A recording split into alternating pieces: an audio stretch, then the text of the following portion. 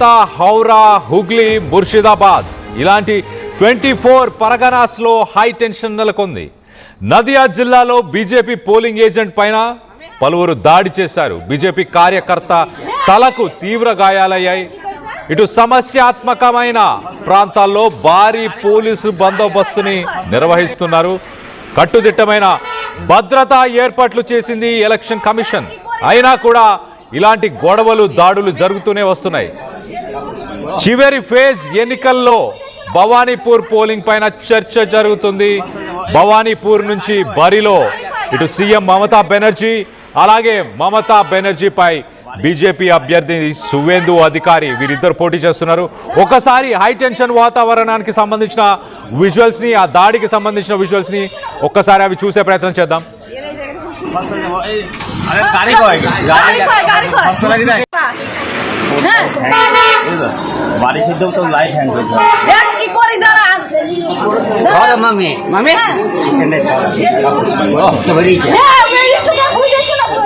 You're watching highly disturbing visuals.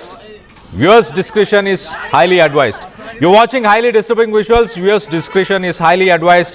Polling కేంద్రాలకి ఓటర్లు queue కట్టారు. ఫేజ్ 1లో మనం చూసాం 92%, 93% హైయెస్ట్ టర్న్అవుట్. వెస్ట్ బెంగాల్ చరిత్రలో ఇంతగా ఓటర్లు ఎప్పుడూ ఎలక్షన్లో పార్టిసిపేట్ చేయలేదు. 93% ఓటర్లు నమోదు చేసుకున్నారు ఫస్ట్ ఫేజ్లో. సెకండ్ ఫేజ్లో మొత్తంగా 142 సీట్లకు గాను పోలింగ్ జరగబోతుంది. సెకండ్ ఫేజ్ చాలా ఇంపార్టెంట్ అంటున్నారు ఇటు పొలిటికల్ అనలిస్టులు. ఫస్ట్ ఫేజ్ రూరల్ ఓట్ బ్యాంక్ని కాన్సన్ట్రేట్ చేస్తే, second phase urban, semi urban vote bank ఉంటుంది. ఈ 142 సీట్లకి గాను 41,000కు పైగా పోలింగ్ కేంద్రాలు, ప్రస్తుతానికి పోలింగ్ కేంద్రాల్లో ఓటింగ్ జరుగుతుంది. చివరి దశ అని చెప్పొచ్చు. ఈ చివరి దశలో 1448 మంది అభ్యర్థులు పాల్గొంటున్నారు. ఫస్ట్ ఫేజ్లో 93.19% పోలింగ్ నమోదైంది. మే 4న బెంగాల్ సహా 5 రాష్ట్రాల ఎన్నికల ఫలితాలు వెలువడనున్నాయి. టీఎంసీకే అధికారం కట్టబెట్టారు అంటూ ఇటు ప్రీ పోల్ సర్వేస్ చెప్తున్నాయి. సిఎన్ఎన్ న్యూస్ 18 టీఎంసీకి 184 నుంచి 194 సీట్స్ వస్తాయి అంటున్నారు. బీజేపీకి 98 నుంచి 108 సీట్లు వస్తాయి అంటున్నారు. మరోపక్కన ఐఏఎన్ఎస్ మెట్రిక్స్ అనే సర్వేస్లో టీఎంసీకి 140 నుంచి 160 సీట్లు వస్తాయి అంటున్నారు. బీజేపీకి 130 నుంచి 150 సీట్లు, అంటే టఫ్ ఫైట్ చెప్తున్నారు ఇటు ఐఏఎన్ఎస్ సర్వేలో. అంటే క్లియర్గా ఒక డాగ్ ఫైట్ జరగబోతుంది. ప్రతి కాన్స్టిట్యున్సీలో ఆ ఎమ్మెల్యే కావచ్చు, అక్కడ ఉన్న క్యాండిడేట్, ఎమ్మెల్యే క్యాండిడేట్, అలాగే లోకల్గా ఉన్న ఇష్యూసే ప్రధానంగా కీలక ఫ్యాక్టర్స్ని వహించబోతున్నాయి. మరోపక్క చాణక్య స్ట్రాటజీస్లో ఇటు టీఎంసీకి 155 నుంచి 165 సీట్స్, అలాగే బీజేపీకి 110 నుంచి 115 సీట్లని. యాక్సిస్ మై ఇండియా సి ఓటర్లో టీఎంసీకి 140 నుంచి 190 సీట్స్, బీజేపీకి 100 నుంచి 150 సీట్లు. ఇది ఫేజ్ 2 బీజేపీ చాలా కీలకంగా మారబోతుంది. ఎందుకంటారా, urban, semi urban vote bank encash చేసుకోవాలన్న ఉద్దేశం బీజేపీకి ఉంది. మమతా బెనర్జీ టీఎంసీ తీసుకొచ్చిన పాలసీల ప్రకారం, స్కీమ్స్ ప్రకారం రూరల్ ఓట్ బ్యాంక్ని టార్గెట్ చేస్తూ ఆ స్కీమ్స్ ఉన్నాయి. కాబట్టి రూరల్ ఓట్ బ్యాంక్ టీఎంసీకి, మమతా దీదీకి మొగ్గు చూపించే అవకాశం ఉంది. ఈ అర్బన్, సెమీ అర్బన్ ఓట్ బ్యాంక్నే బీజేపీ కైవసం చేసుకోవాలని టార్గెట్ చేసినట్టు తెలుస్తుంది. ఈ అర్బన్, సెమీ అర్బన్ ఓట్ బ్యాంక్లో ఎంప్లాయ్మెంట్ కావాలని కోరుకుంటారు, ఇన్ఫ్రాస్ట్రక్చర్ బాగుండాలని కోరుకుంటారు. ఇలాంటి వ్యక్తులు ఉంటారు. కాబట్టి బీజేపీ వాళ్ళని టార్గెట్ చేస్తే పవర్ని సాధించే అవకాశం ఉంటుంది. ఎక్కువ శాతం సర్వేస్ టీఎంసీకి 44% ఓట్ బ్యాంక్ ఉంది, ఓట్ షేర్ రాబోతుంది ఈ ఎన్నికల్లో అంటూ ఇటు ఎక్కువ శాతం సర్వేస్ చెప్తున్నాయి. బీజేపీ కూడా ఏమాత్రం తగ్గట్లేదు. బీజేపీ కూడా 40% ఓట్ బ్యాంక్, ఆల్మోస్ట్ 40కి 44%కి 4% మాత్రమే డిఫరెన్స్. ఆ 4% డిఫరెన్స్ని ఈ సెకండ్ ఫేజ్లో బీజేపీ ఏమైనా కన్వర్ట్ చేసే అవకాశం ఉందా, ప్లాన్ చేసే అవకాశం ఉందా? మొత్తం మీద 93% ఓట్ షేర్ 93% ఓటర్స్ టర్నౌట్ అంటే హైయెస్ట్, వెస్ట్ బెంగాల్లోనే హైయెస్ట్ టర్నౌట్, ఇండియా మొత్తంగా కూడా హైయెస్ట్ ఓటు పర్సెంటేజ్ నమోదైందని చెప్పాలి, 93% ఫస్ట్ ఫేజ్లో. సెకండ్ ఫేజ్లో కూడా అర్బన్ సెమీ అర్బన్ పాపులేషన్ ఉన్నారు, వారందరూ కూడా ఓటు వినియోగించుకోవాలన్న ఉద్దేశంతో ఒక హాలిడేని డిక్లేర్ చేశారు. Schools, colleges, banks, private organisations అన్నీ కూడా ఇవన్నీ కూడా ప్రస్తుతానికి ఒక హాలిడే డిక్లేర్ చేసినట్టు తెలుస్తుంది. ఒక్కసారి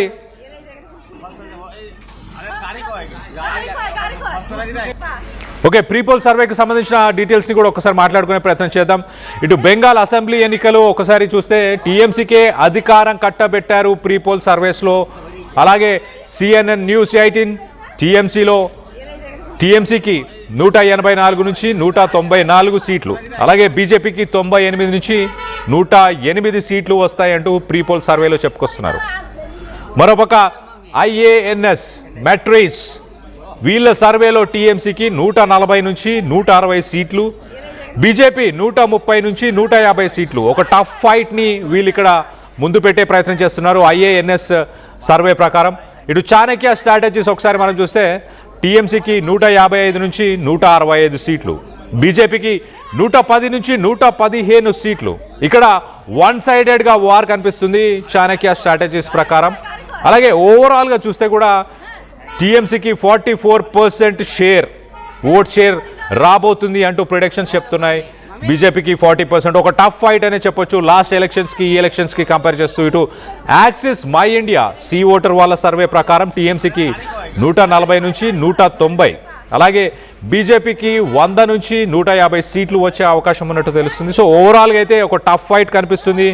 ఎంతో కొంత దీదీకి, మమతా బెనర్జీకి ఎంతో కొంత ఎడ్జ్ ఉన్నట్టు చాలా క్లియర్గా అర్థమవుతుంది. మరి బీజేపీ ఆల్మోస్ట్ గట్టి ఫైట్నే ఇవ్వబోతున్నట్టు చాలా క్లియర్గా తెలుస్తుంది. ఒకవేళ ఆ 4% ఓట్ షేర్ని కనుక మ్యానిపులేట్ చేయగలిగితే ఈ అర్బన్ సెమీ అర్బన్ని బీజేపీ నినాదం డబల్ ఇంజన్ సర్కార్ అంటే కేంద్రంలో మేమే, రాష్ట్రంలో మేమే ఉంటే మంచి డెవలప్మెంట్ వెస్ట్ బెంగాల్ ప్రజలకి ఉంటుంది, పురోగతి ఖచ్చితంగా ఉంటుంది అన్న ఉద్దేశంతో ఆ స్లోగన్తోనే బీజేపీ వెస్ట్ బెంగాల్లో ప్రస్తుతానికి డబల్ ఇంజన్ సర్కార్ అన్న ఉద్దేశంతోనే ఆ స్లోగన్తోనే ముందుకెళ్తుంది. మరోపక్కన దీదీ బెంగాలీ ఐడెంటిటీ, మన ఐడెంటిటీ మనం కోల్పోకూడదు, రీజనాలిటీకే మీరు మొగ్గు చూపించాలి. అలాగే రూరల్ ఓట్ బ్యాంక్ని ఉద్దేశించి దీదీ ఇచ్చిన ఆ పాలసీస్, ఆ స్కీమ్స్ ఖచ్చితంగా వర్కౌట్ అయ్యే అవకాశం ఉంది. ఇటు టీఎంసీ స్ట్రెంగ్త్, ఆ రూరల్ ఓట్ బ్యాంక్ ఒక స్ట్రెంగ్త్గా పరిగణించవచ్చు.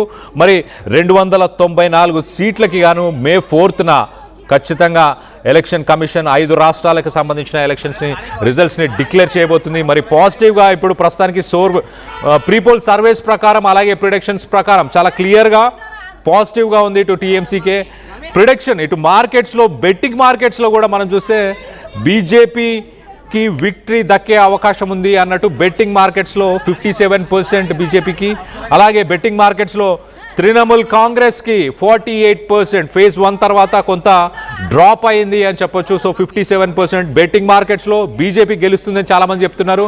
అలాగే టీఎంసీ 48% గెలుస్తుంది అని బెట్టింగ్ మార్కెట్స్లో ప్రిడిక్షన్స్ అయితే వస్తున్నాయి. ఓవరాల్గా సిపిఐఎం అలాగే కాంగ్రెస్ ఒకప్పుడు స్టేట్ రాజకీయాలని డామినేట్ చేసిందని చెప్పొచ్చు.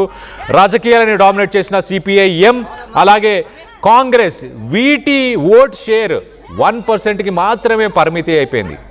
ఒకప్పుడు స్టేట్ని రూల్ చేసి డామినేట్ చేసిన పార్టీలు కాస్త ఇప్పుడు వాటి ఉనికిని చాటుకోలేని పరిస్థితుల్లో ప్రస్తుతానికి వాటి పరిస్థితులు ఉన్నట్టు చాలా క్లియర్గా తెలుస్తుంది. టీఎంసీ, బీజేపీ, కాంగ్రెస్ అలాగే సిపిఐఎంకి సంబంధించిన ఓటర్స్ని అట్రాక్ట్ చేసేసి పూర్తిగా ఆ పార్టీస్ని డైల్యూట్ చేసేసినట్టు తెలుస్తుంది. ఈ ఫేజ్ 2లో బీజేపీ స్ట్రాటజీ చాలా క్లియర్గా బీజేపీ లోకల్ ఆర్గనైజింగ్ అలాగే బెంగాల్కి సంబంధించిన కంచుకోట అని చెప్పొచ్చు, టీఎంసీకి కంచుకోట అని చెప్పొచ్చు రూరల్ ఓట్ బ్యాంక్.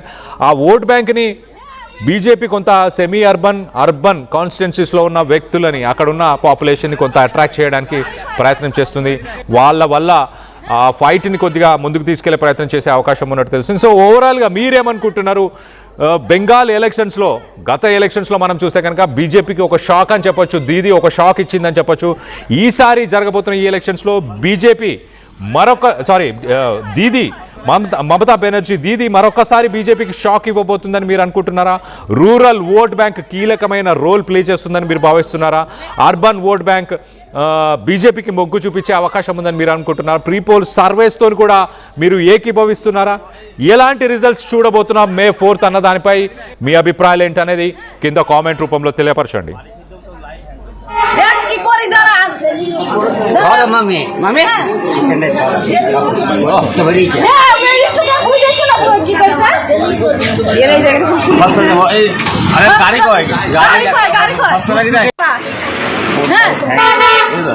बारिश एकदम तो लाइट हैंड